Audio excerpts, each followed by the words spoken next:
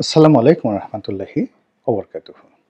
সম্মানিত দর্শক, কানাডার রাজনীতিতে জাস্টিন ট্রুডো এবং তার বাবা যতটা জনপ্রিয় অভ্যন্তরীণ ক্ষেত্রে, তার চেয়েও দেশের বাইরে তার জনপ্রিয়তা অনেক অনেক বেশি। তার নিষ্পাপ চেহারা, অসাধারণ ভালো মানুষের অভিব্যক্তি এবং বক্তব্য দেওয়ার অসাধারণ ক্ষমতা, এবং একই সঙ্গে সুন্দর একটি পরিবার। তার স্ত্রী, যার সঙ্গে যদিও তার ডিভোর্স হয়ে গেছে, কিন্তু তার স্ত্রীর কারণে তিনি ভীষণ রকম জনপ্রিয় ছিলেন দেশের বাইরে। আমাদের যে রাজনীতি, বিশ্ব রাজনীতি, সেই বিশ্ব রাজনীতির দুটো যাকে বলা হয় সমীকরণ আমি সাধারণত দেখি। অনেক নেতা আছেন বা রাষ্ট্রনায়ক আছেন নিজ দেশে ভীষণ রকম অজনপ্রিয়, কিন্তু দেশের বাইরে একেবারে দেবতার মতো তাদেরকে শ্রদ্ধা করা হয়। যেমন ইমরান খান, কিংবা ধরুন যাকে বলা হয় মাহাতির মোহাম্মদ। তো ওনারা ওনাদের নিজ দেশে রাজনৈতিক প্রতিপক্ষের নিকট ভীষণ রকম বিতর্কিত, কিন্তু সারা দুনিয়ার আমজনতার নিকট তারা ভীষণ রকম জনপ্রিয়। কেবলমাত্র নেলসন ম্যান্ডেলা ছাড়া দেশে এবং দেশের বাইরে সমান মর্যাদা সম্পন্ন রাজনৈতিক নেতৃত্ব এই শতাব্দীতে আমি দ্বিতীয়টি দেখিনি।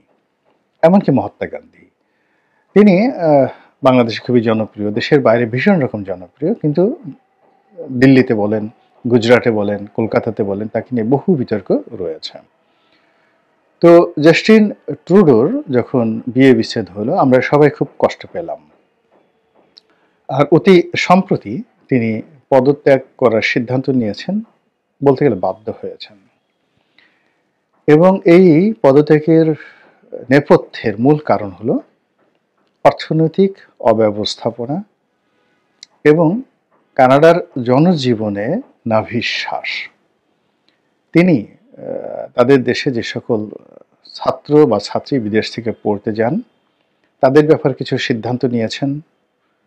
এরপর তাদের দেশে যারা ইমিগ্র্যান্ট, তাদের ব্যাপারে কিছু সিদ্ধান্ত নিয়েছেন।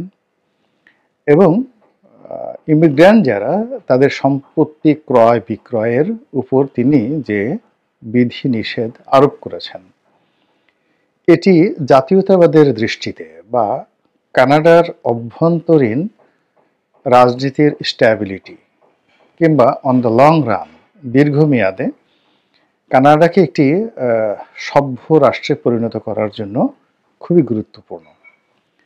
কিন্তু যে রাষ্ট্রটি গড়ে উঠেছে মূলত পরবাসীদের ঘাম, মেধা, শ্রমে, এবং যে রাষ্ট্রের অর্থনীতির ভিত্তি মূলত সারা দুনিয়ার ব্ল্যাক মানি।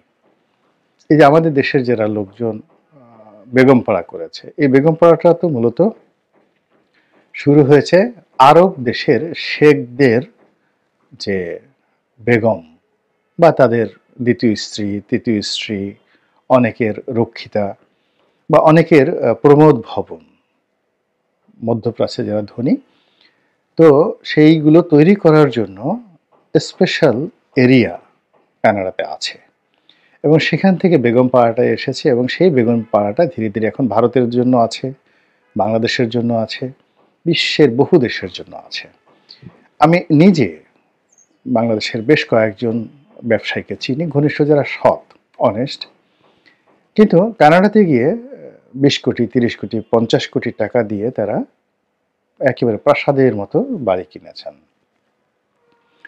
এবং সেই সকল বাড়ি মেনটেন করতে গিয়ে তাদেরকে প্রতি মাসে 10 থেকে 12,000 ডলার, মানে 10 থেকে 12 লাখ টাকা বা আরো বেশি টাকা প্রতি মাসে খরচ করতে হয়, ট্যাক্স সহ অন্যান্য বিষয় আদি। তাহলে বছরে যদি 10 লাখ টাকা খরচ করেন 1 কোটি টাকাতে, এরকম আমার জানা মতে যদি 10 জন লোকের এরকম বাড়ি থাকে, তাহলে বাংলাদেশে কত মানুষের কানাডাতে ইনভেস্টমেন্ট আছে। তো এই ইনভেস্টমেন্টগুলোকে তিনি ব্ল্যাকলিস্টেড করে দিয়েছেন। আগের মতো করে এখন আর কানাডাতে ওভাবে কেউ ইনভেস্ট করতে পারবে না। সম্পত্তি ক্রয় এবং বিক্রয়ের ক্ষেত্রে আগে যে নিয়ম কানুন ছিল, সেই নিয়ম কানুনগুলো পরিবর্তন করেছেন, যেটি সোশ্যাল স্ট্যাবিলিটি, সমাজকে ভালো মানুষে রূপান্তরিত করা, চোর ডাকাত গুন্ডাদের কবল থেকে দেশকে রক্ষা করার জন্য খুবই ভালো। কিন্তু সমাজ ওটা মেনে নিতে পারেনি। সমাজ ওটা মেনে নিতে পারেনি। তার ফলে কি হলো, তিনি খুব দ্রুত অজনপ্রিয় হয়ে পড়েছেন এবং এর সঙ্গে তার যে ব্যক্তিগত কতগুলো অভ্যাস, তিনি কোকেন গ্রহণ করেন বলে অনেকে অভিযোগ করেন। মানে গাঁজা খান বা কোকেন গ্রহণ করেন এরকম অনেকে অভিযোগ করেন। মানসিকভাবে বিষণ্ণ, তার স্ত্রীর সঙ্গে তার ডিভোর্সের পর, এবং ডোনাল্ড ট্রাম্পের সঙ্গে তার খুবই খারাপ সম্পর্ক, বিশেষ করে রিপাবলিকানদের সঙ্গে। এই সম্পর্কের পরে অতিরিক্ত যেটি হয়েছে সেটি হলো সাম্প্রতিক 1-2 বছর ধরে ভারতের সঙ্গে এবং নরেন্দ্র মোদীর সঙ্গে তার যে শত্রুতা, এটা ব্যক্তিগত পর্যায়ে চলে গেছে। এবং তিনি যেভাবে ভারতীয় নাগরিক যারা কানাডাতে আছেন বা কানাডার নাগরিক, তাদের জন্য পুরো কানাডাকে যেভাবে সমস্যার সংকুল করে ফেলেছেন, এর ফলে ভারত তাদের সর্বোচ্চ ফাইন্যান্সিয়াল অ্যাবিলিটি নিয়ে, কূটনৈতিক দক্ষতা নিয়ে জাস্টিন ট্রুডোর সরকারের বিরুদ্ধে তারা সর্বোচ্চ কূটনৈতিক তৎপরতা চালিয়েছে।